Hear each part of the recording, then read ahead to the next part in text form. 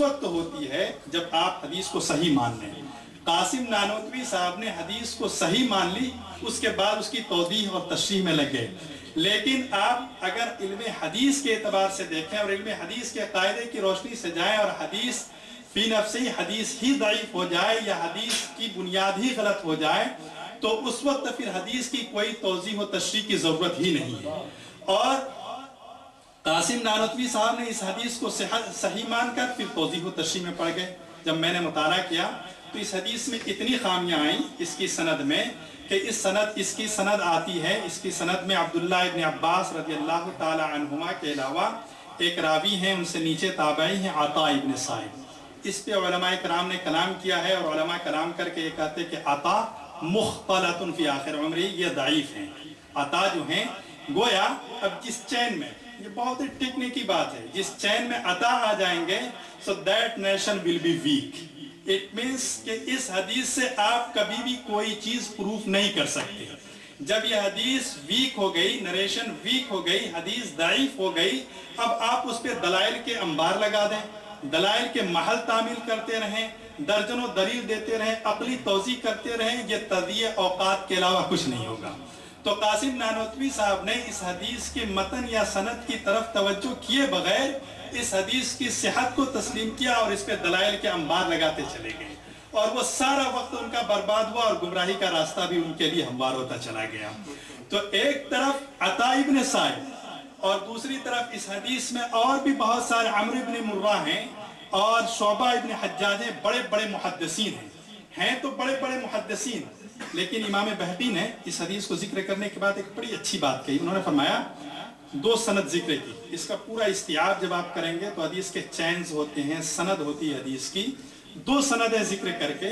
امام بہقی فرماتے ہیں کہ ھذا حدیث صحیح الاسناد ولکن شاذ بمرہ۔ یہ فرماتے ہیں کہ یہ حدیث تو سند کے اعتبار سے تو صحیح لگ رہی ہے، چین کے اعتبار سے تو صحیح لگ رہی ہے، لیکن یہ حدیث شاذ ہے۔ کیا مطلب ہے؟ یہ علم حدیث کا بڑا ہی علمی اور دقیق مضمون اور دقیق بحث ہے علم حدیث میں کہ حدیث شاذ ہوتی کیا ہے۔ حدیث شاذ سمجھنے کے لیے صرف اتنا عرض کروں کہ حدیث کبھی کبھی اس کی چین صحیح ہوتی ہے، اس کے نیریٹرز جتنے ہوتے ہیں صحیح ہوتے ہیں، لیکن متن اگر کسی مسلمہ عقیدے کے خلاف ہو، حدیث کا مضمون کسی عقیدے کے خلاف ہو تو بھی وہ حدیث معتبر نہیں ہوتی ہے۔ تو یہاں جب امام سیوطی اس حدیث کو ذکر کرنے آئے اپنی کتاب تدریب الراوی میں تو انہوں نے فرمایا کہ امام بہقی نے جو بات کی ہے زبردست بات کی ہے اور ایسی بات کی ہے کہ جس کی کوئی نظیر نہیں مل سکتی، کہ بظاہر تو لگ رہا ہے کہ حدیث تو صحیح ہے، اور اسی کو دیکھ کر اس قاسم نانوتوی صاحب دھوکے میں پڑ گئے۔ تو انہوں نے دیکھا کہ چین بظاہر صحیح لگ رہی، اس میں بڑے بڑے روات ہیں، عمرو بن مرہ ہیں، شعبہ ہیں اور عطا ہیں۔ عطا صرف ان پہ بعض اعتبار سے کلام کیا گیا، عبداللہ ابن عباس بڑے صحابی ہیں، ان سے یہ مروی ہے، تو بظاہر حدیث صحیح لگ رہی ہے، لیکن ان کی نگاہ متن پہ نہ گئی اور عطا کے اختلاط پہ بھی نہ گئی، جس کی وجہ وہ صحت کا قول کرتے چلے گئے۔ لیکن امام سیوطی جب آئے تو انہوں نے کہا کہ بہقی کی نگاہ جہاں گئی ہے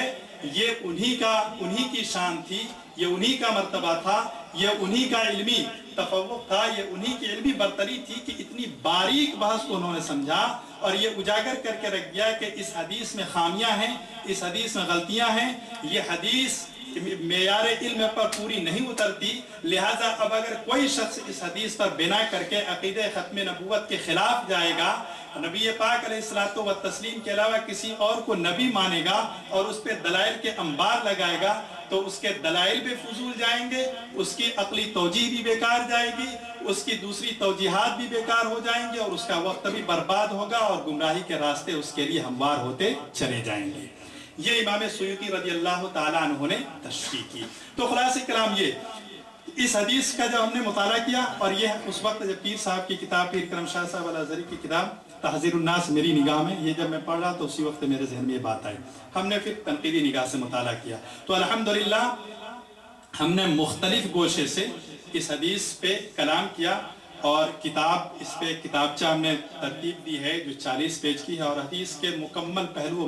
مکمل زاویے سے ہم نے کلام کیا ہے۔ انشاءاللہ العزیز رمضان کے بعد ہماری کتاب چھپ کر آئے گی، کتاب ہماری مکمل ہو گئی۔ تو یہ ایک خالص علمی اور دقیق بحث ہے جس کو سمجھ لینے کے بعد عقیدہ ختم نبوت پر کلام کرنے والا شخص یا عقیدہ ختم نبوت کے خلاف توجیحات کرنے والے شخص کی زبان بالکل گونگ ہو جائے گی، اور عقیدہ ختم نبوت کے خلاف زبان اٹھانے والے کی زبان اپنے منہ میں رہ جائے گی، اس سے آگے اس سے کوئی بات نہ بن پڑے گی۔ جو ان کے بعض محققین ہیں، بظاہر اپنے آپ کو ڈاکٹر، پروفیسر یہ لکھتے ہیں، اور اپنی کتابوں میں انہوں نے یہ دعوے بھی کیے کہ حدیث صحیح ہے، لیکن جب آپ پڑھیں گے اس بحث کو تو الحمدللہ سارے اعتراضات ختم ہو جاتے ہیں اور حدیث کا ذوف واضح ہو جاتا ہے، جس سے یہ بات کھل کر سامنے آ جاتی ہے کہ نبی پاک علیہ الصلوۃ والتسلیم کا خاتم ہونا قرآن پاک سے بھی ثابت ہے، حدیث پاک سے بھی ثابت ہے، اسلاف کے اقوال سے بھی ثابت ہے، ائمہ اطہار کا بھی یہی طرز عمل رہا ہے،